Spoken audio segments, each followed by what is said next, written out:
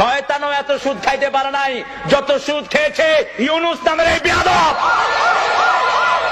সেজন্য এই বেয়াদবের সাথে আমাদের কোনো সম্পর্ক, যদি তার সাথে সম্পর্ক থাকে মুমিন হওয়া।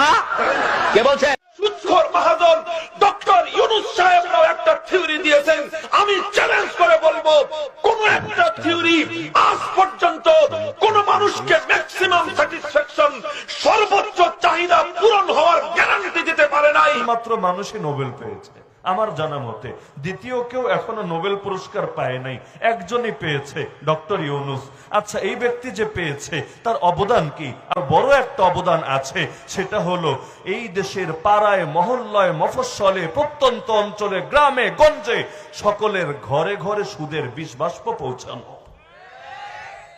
না হলে শুধু আর্তমানবতার সেবা করলেই যদি নোবেল পাওয়া যেত।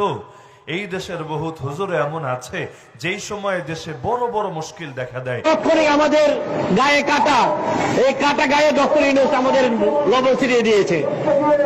সে মুসলমান দাবি করে, সুদখোর মহাজন, সে কিভাবে একজন মুসলমান দাবি করে ইসরায়েলকে